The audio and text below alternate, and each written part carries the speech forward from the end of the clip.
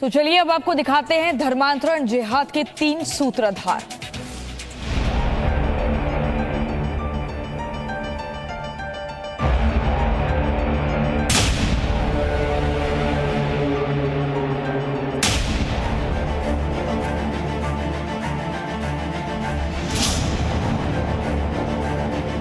इसका किसी ने ब्रेन वॉश किया, हमें कुछ नहीं पता लगा।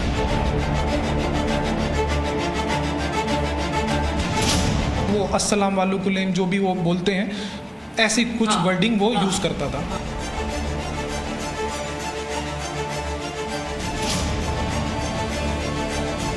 जब उसने बताया धर्म बदल लिया, हमने कहा भाई अब कुछ नहीं हो सकता। कहते हैं जन्नत जाएंगे, हूरें मिलेंगी। कोई इनमें से मर के वापस आया क्या? उसने बताया कि 72 हूरें मिली हैं।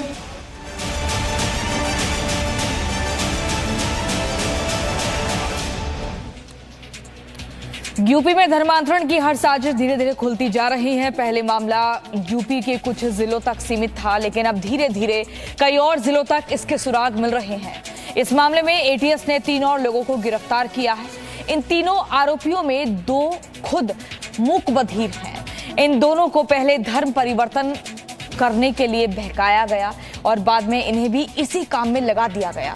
वहीं धर्मांतरण के इस खेल में बिहार के मुजफ्फरपुर का भी एक कनेक्शन सामने आया है। हालांकि इस मामले में फिलहाल जांच जारी है, जबकि इस रैकेट को चलाने वाले उमर गौतम को इसके लिए विदेशों से फंड मिल रहा था। इस फंडिंग के लिए उमर गौतम अपना नहीं बल्कि परिवार के बैंक खातों का इस्तेमाल किया करता था। इन खातों में अरब देशों से करोड़ों रुपए भेजे गए और इस पूरे मामले के तार अब जाकिर नाइक से भी जुड़ रहे हैं, क्योंकि पुलिस की छानबीन में बिलाल फलिफ नाम सामने आ रहा है, जो जाकिर नाइक का बेहद करीबी भी माना जाता है। यूपी में धर्मांतरण के इस खेल का सूत्रधार एक नहीं बल्कि कई हैं।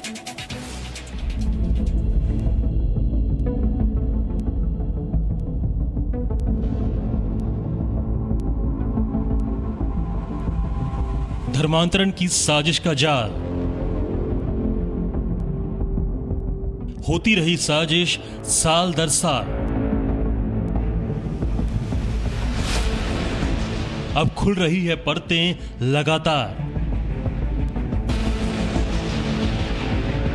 इस साजिश के हैं कई सूत्रधार।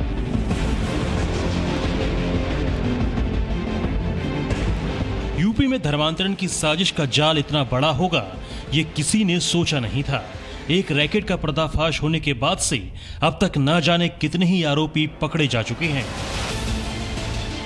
यूपी के हर कोने से मामले धीरे धीरे सामने आ रहे हैं, लेकिन इन सभी मामलों में एक चीज मुख्य रूप से सामने आ रही है, और वो ये कि इन सब के पीछे कोई सूत्रधार रहा है। यानी हर इलाके में धर्मांतरण का ये खेल किसी न किसी की मदद से चलाया जा रहा था। यूपी एटीएस ने धर्मांतरण मामले में 3 और लोगों को गिरफ्तार किया है। इनके नाम है मन्नू गौतम उर्फ अब्दुल मन्नान, इरफान शेख और राहुल भोला।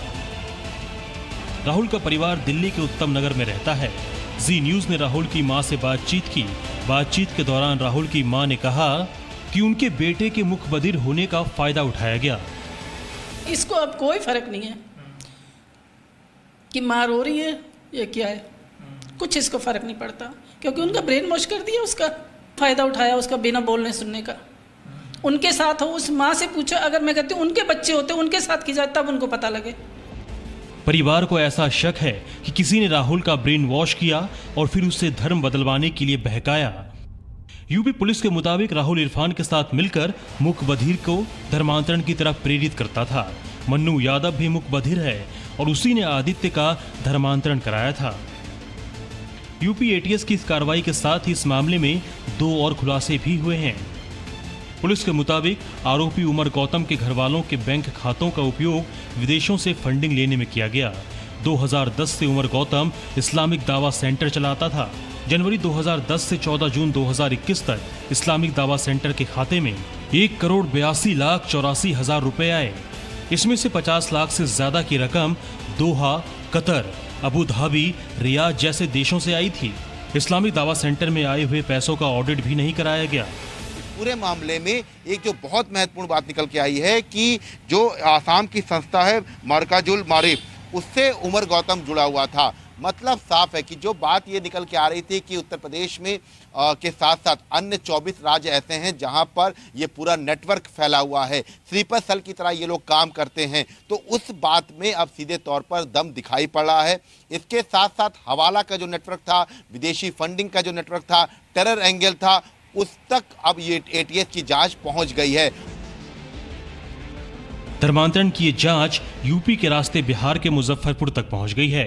यूपी एटीएस ने मुजफ्फरपुर के एक युवक रागिब असलम से 4 घंटे तक पूछताछ की। रागिब कानपुर के ज्योति मुख बधिर विद्यालय में 2018 से 2019 तक वहां टीचर था। इसी स्कूल के एक छात्र ने हिंदू धर्म छोड़कर मुस्लिम धर्म को अपना लिया था। पुलिस ने रागिब का मोबाइल और लैपटॉप जब्त कर लिया है और रागिब समेत उसके पिता को 3 दिन के अंदर नोएडा के एटीएस कार्यालय में हाजिर होने को कहा है। लेकिन रागिब के पिता का कहना है कि उनके बेटे को खुद धर्म की समझ नहीं है, वो उस पर धर्म परिवर्तन कराए जाने का शक करना बिल्कुल गलत है। जो लड़का अपने रिलीजन के, अपने धर्म के प्रति समर्पित नहीं है, रागिब आलम मुसलमान है और वो अपने ही धर्म के प्रति बहुत समर्पित नहीं है, क्योंकि वो जानता नहीं है कि धर्म क्या है, मजहब क्या है, वो दूसरे को अपने धर्म में कैसे समर्पण करा सकता है। धर्मांतरण की साजिश की हर परत का खुलना शुरू हो गया है। हर परत के साथ साथ नए खुलासे भी हो रहे हैं। ऐसा लगता है कि यूपी का कोई कोना नहीं बचा है जहां धर्मांतरण का ये खेल ना चल रहा हो। इस साजिश ने ना जाने कितने परिवारों के बच्चों को उनसे दूर कर दिया होगा और ना जाने कितने ही घरों को तोड़ा होगा। लेकिन अब इस साजिश की हर गांठ को खोलने का काम शुरू हो गया है और जल्दी ही इस साजिश के पीछे बैठा असली खिलाड़ी भी सामने आएगा। Bureau report, ji media. Presenting B News app, available on Google Play and App Store. Download it now.